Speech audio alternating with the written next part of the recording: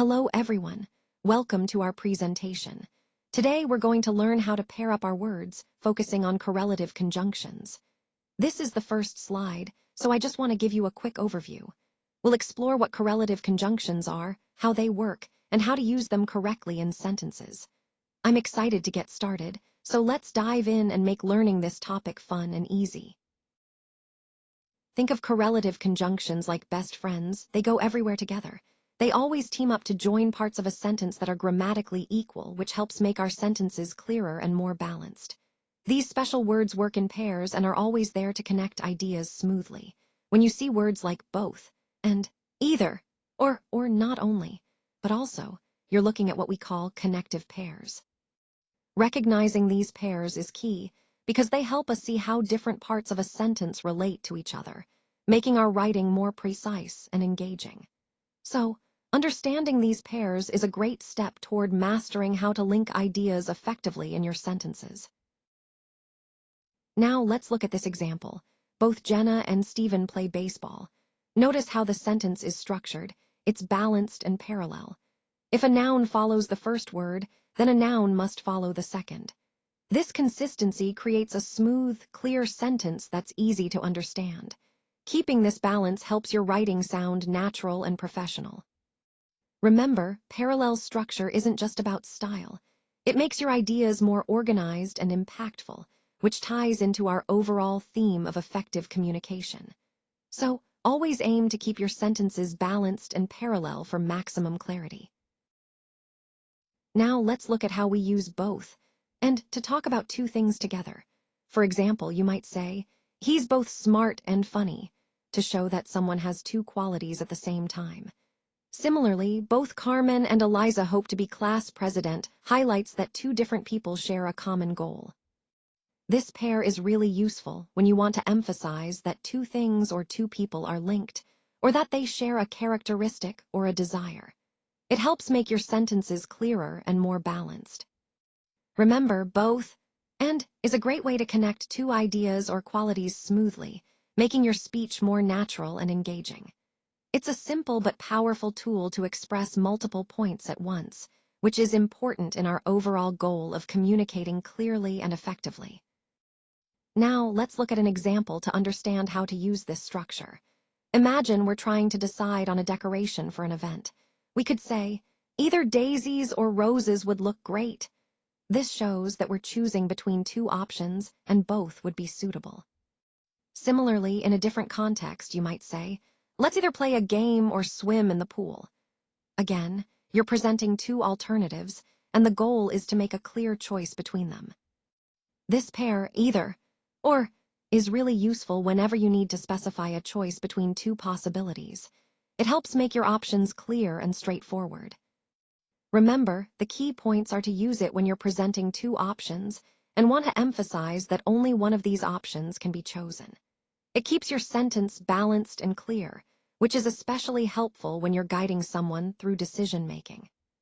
So, in summary, whenever you need to highlight two alternatives, either or is your go-to structure, making your communication clear and effective within the overall theme of choices and options. Now let's look at an example to understand how neither nor works in a sentence. For instance, you might say, "Neither Maya nor Christine went to the party." This clearly indicates that both Maya and Christine did not attend.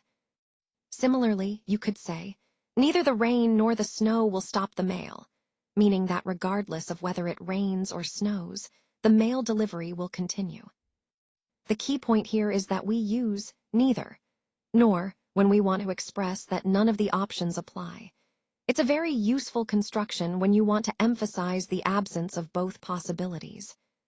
It's especially helpful when you want to say, "not this one," and "not that one" at the same time, making it a powerful way to clarify negative options. And remember, use neither nor when you're referring to zero options. No choices or possibilities are valid or happening. So, in the context of our overall theme, understanding how to correctly use neither nor helps us communicate clearly and precisely when denying multiple options at once. So let's look at this pattern. Not only, but also.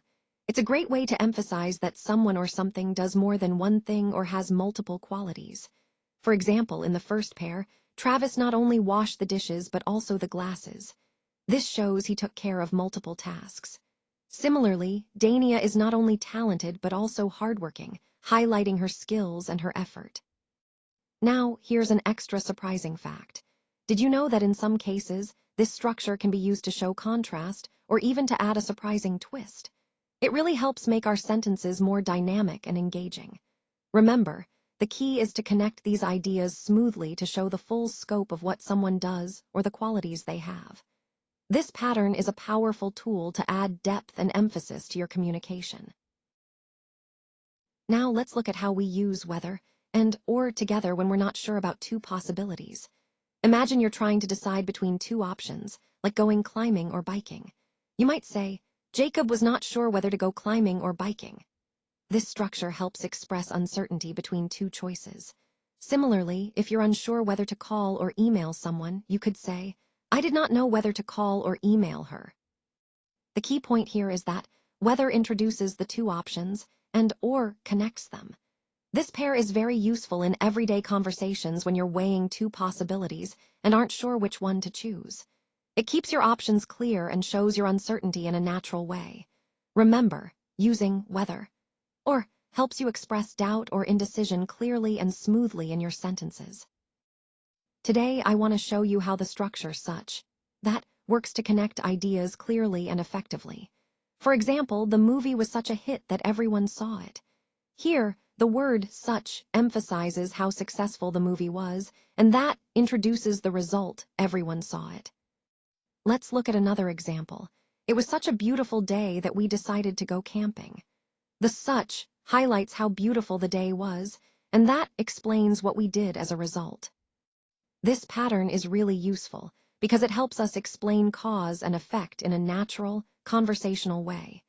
When one thing is so significant or intense, it leads directly to a specific outcome.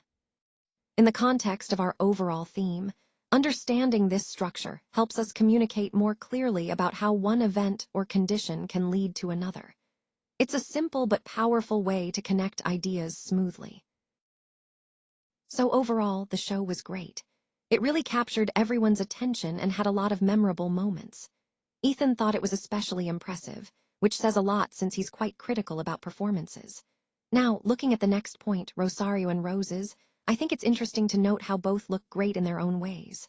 Rosario has that elegance, while Rose's bring a classic beauty. Moving on, Rose's would. Well, they would make a lovely gift or decoration, wouldn't they?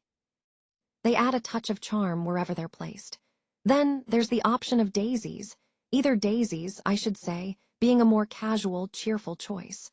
They went to the party, which shows how these different flowers symbolize different moods and styles. And Christine and Maya, well, they fit into this picture too, perhaps representing some of the people or themes connected to the event. Finally, I want to highlight the question, can you find the pairs? It's a fun way to engage us, challenging us to notice how these elements connect, whether it's the flowers, the people, or the moments from the show. This slide ties back to our overall theme of recognizing patterns and appreciating details, which is really at the heart of what we're exploring today. Now let's look at some common mistakes with negative sentences and conjunctions. On this slide, you'll see two examples. The first one says, neither we go to the park nor the beach. This is incorrect. The correct form is neither we go to the park nor the beach. When using neither with nor, the structure should be consistent. It's important to remember that with neither and nor, we keep the verb in the singular form, and the sentence should flow smoothly without mixing, or in this context. The second example shows a mistake as well. Neither we go to the park or the beach. Again, this is incorrect because or should be replaced with nor to match the neither. Now moving to the positive example, we see both the teacher and the students were ready. This is correct. When talking about two subjects connected with both, and, we use and the verb agrees with the plural subject, which is were in this case. The key takeaway here is to always match your conjunctions and verb forms carefully.